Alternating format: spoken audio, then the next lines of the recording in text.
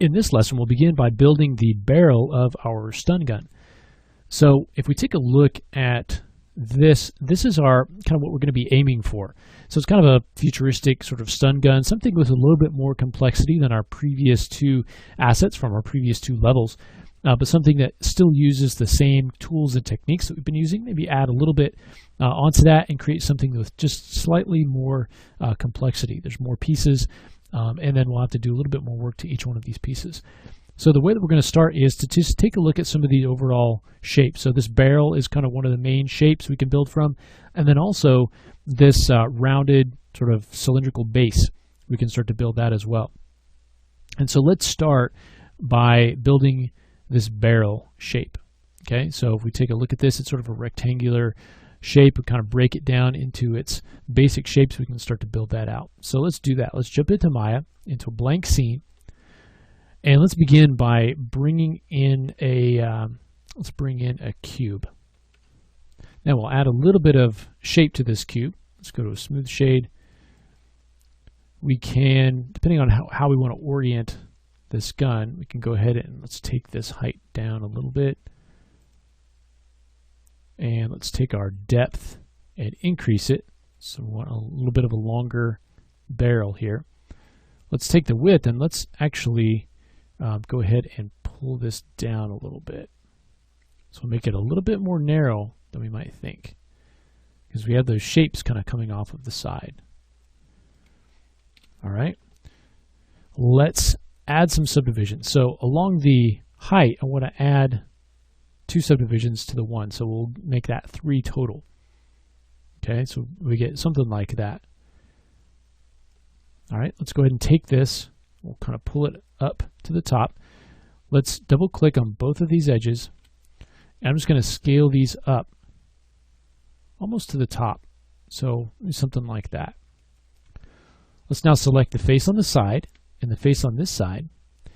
And we want to extrude these out. So we'll go to Edit Mesh, Extrude, and we can reset all that just to make sure we're both working from the same settings here. We'll go ahead and extrude this out a little bit. So we end up with something like that. If you want to kind of scale it down a little bit to get the look that you want, you can. Now on our gun, we had the edges were kind of beveled a little bit. So everything wasn't completely straight. So let's take the top and the bottom and let's kind of scale these in a little. And then let's take these edges on the sides.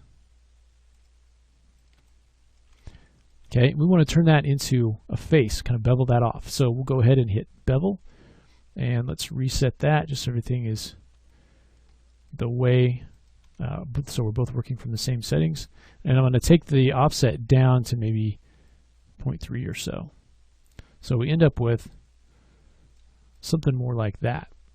And again, once you get that bevel, if it's not looking like you want, I want mine to be a little bit more kind of wider, and so I can bring it down a little bit. Okay. Now for the front part, I want it to be kind of beveled down as well. So it's not just a straight line, but kind of comes down at an angle. So let's just take those faces at the front and let's go ahead and do an extrude.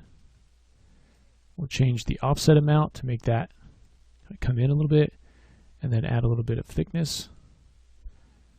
So we get kind of a bevel there.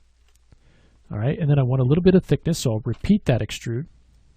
Add a little bit more offset. Okay. And now I want to create the interior of our barrel here.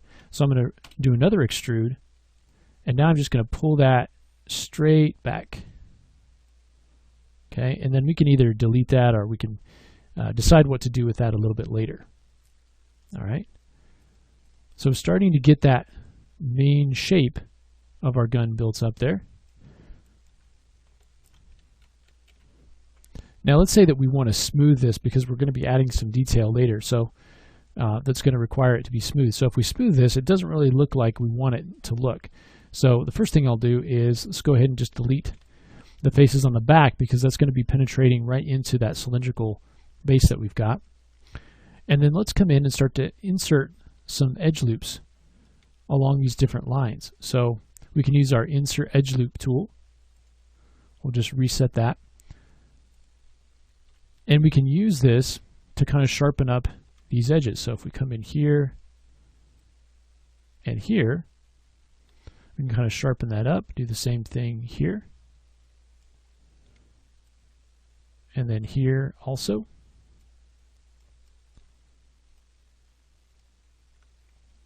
Okay, and then coming down to the bottom. Just kind of tighten this up for our smooth.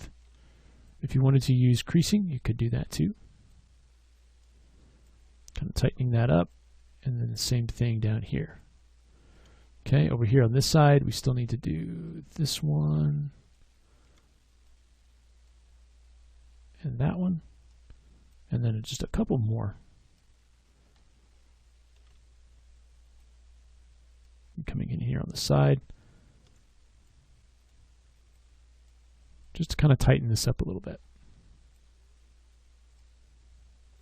And then we need one right on the top here.